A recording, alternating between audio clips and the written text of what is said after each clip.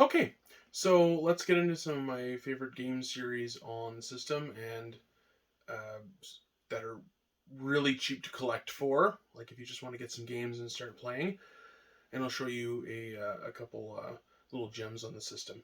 So first, let's start off with one of the best Xbox exclusives, Gears of War. I've picked up each of these games for $5 a pop, pretty darn cheap. Um, I mean, it's a great tactical shooter series that has a lot of heart for a bunch of gigantic watermelon armed testosterone juiced up army men.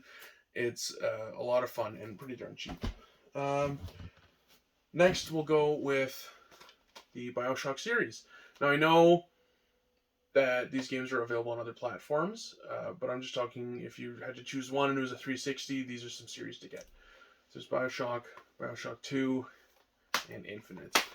They are a fantastic action RPG, first person shooter type of game, and tons of fun. If you're a fan of System Shock, you'll definitely enjoy those ones. Um, my favorite looter shooters of all time, Borderlands 1 and 2 on the system. Again, you get these dirt cheap. All these games are $5 a pop unless I say otherwise. Next up, and the obvious game series you should absolutely collect for the Xbox 360 is the Halo series. What can I say about Halo that isn't already known?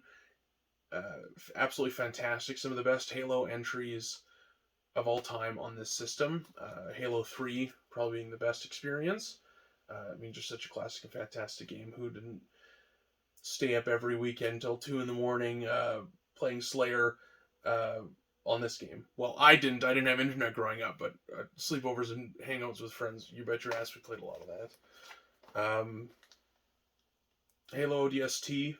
I love it. It's my favorite Halo game, even though it was criticized for feeling more like a Halo 3 DLC.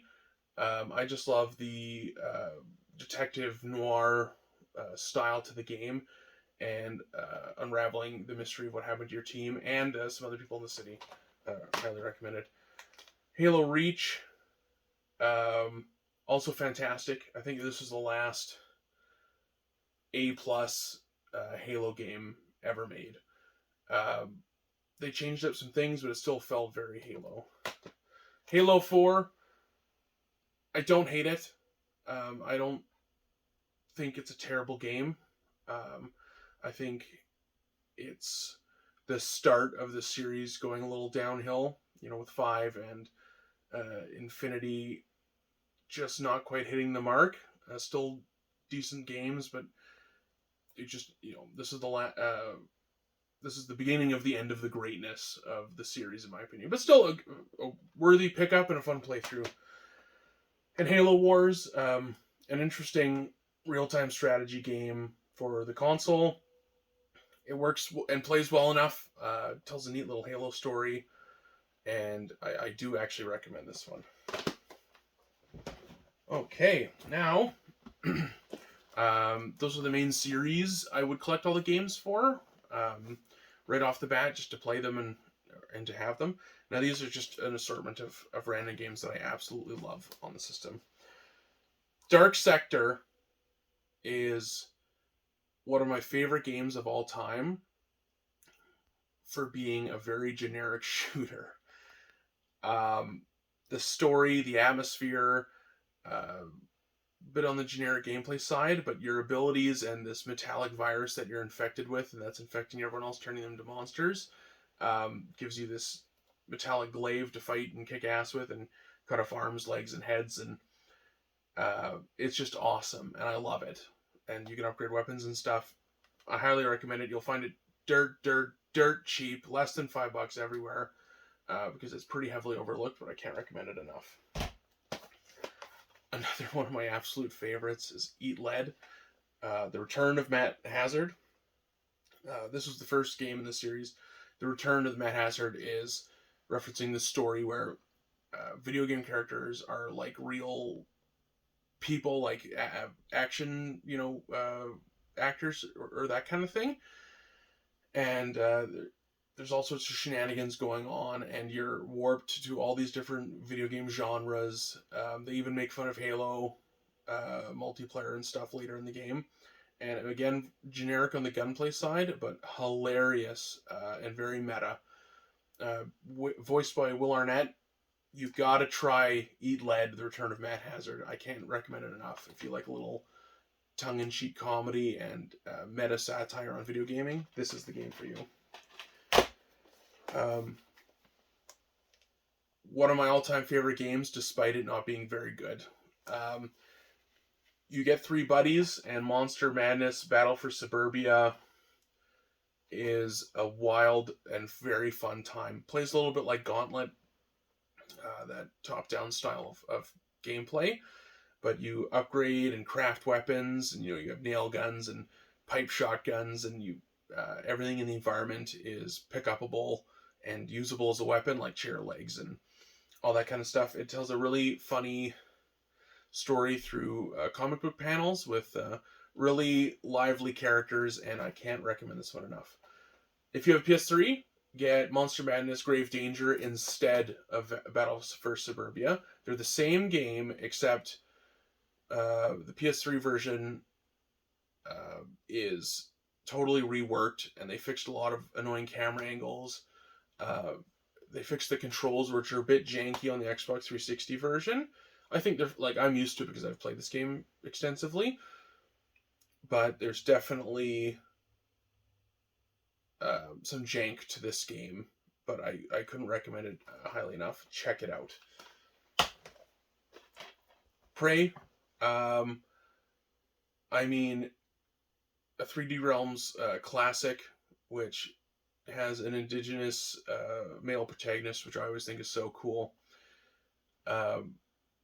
Going through spiritual realms as well as alien and just kicking ass, and it's a really fantastic first-person shooter, and it looks great on the 360.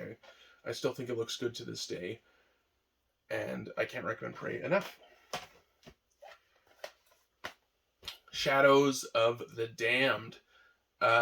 This is where we're getting to the more expensive titles for the Xbox. This fellow runs around the $50 range mark, and it's a very unique comedy horror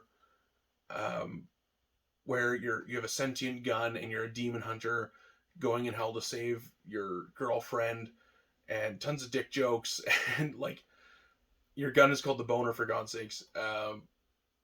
But really cool and really fun, and I recommend that one. But it is on the pricier side. Next up on my other pricey game, Splatterhouse. This is a pricier game. I didn't actually pay the $69.99 that's on here.